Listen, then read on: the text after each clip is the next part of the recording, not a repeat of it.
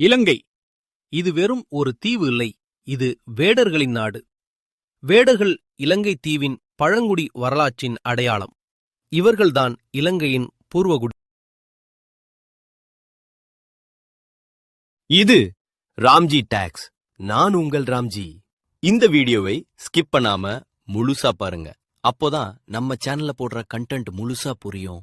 மறக்காம நம்ம சேனலை சப்ஸ்கிரைப் பண்ணிடுங்க.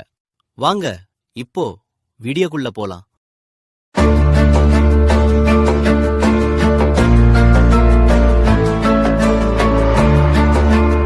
இலங்கை இது வெறும் ஒரு தீவு இல்லை, இது வேடர்களின் நாடு.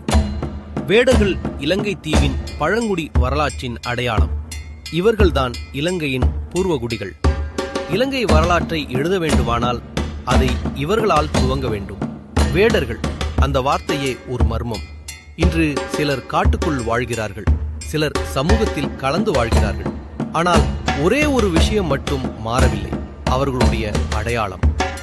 இவர்கள் வாழ்ந்த இடங்கள் நுவரெலியா, பதுளை, மொனராகல, வவுனியா, திருகோணமலை ஆகிய பகுதிகளில் உள்ள ஆழமான காடுகள். இது அவர்கள் வாழும் இடமல்ல, அதுவே அவர்களுக்கான நாடு. வேடர்களின் நடனம் மரபுக்கலையின் ஓர் உயிர்ப்பு முறை. வேடர்களின் நடனம் என்பது நம் தமிழர்களின் பழங்கால கலாசாரத்திற்கு ஒரு ஜீவ நுழைவாயில். வேட்டைக்கு பிறகு நடனம், புத்தர் கோவில்களில் பூஜைக்கு நடனம், உயிர்களை விட்டு போனோர்களுக்காக நடனம். முயல், பாம்பு, புலி, ஆந்தை, அவர்கள் நடனங்களில் இந்த விலங்குகள் எல்லாம் உயிரோடு இருக்கின்றன. இந்த நடனம் ஏன்? மழை வர வேண்டுமா? நடனம். நோய் தீர வேண்டுமா? நடனம். ஒருவர் மரணம் அடைந்தாலும் அதற்கும் நடனம். நடனம் என்பது அவர்களின் சிந்தனை, அவர்கள் பேசும் மொழி, அவர்கள் வாழ்நாள். வேடர்கள் அடையாளம் மங்கும் தருணத்தில் இன்று மிகச்சில வேடர் குடும்பங்களே அவர்களுடைய அசல் மரபை தொடர்கிறார்கள். சிலர் கேட்கிறார்கள், ஏன் இன்னும் காட்டில் வாழ்கிறீர்கள்?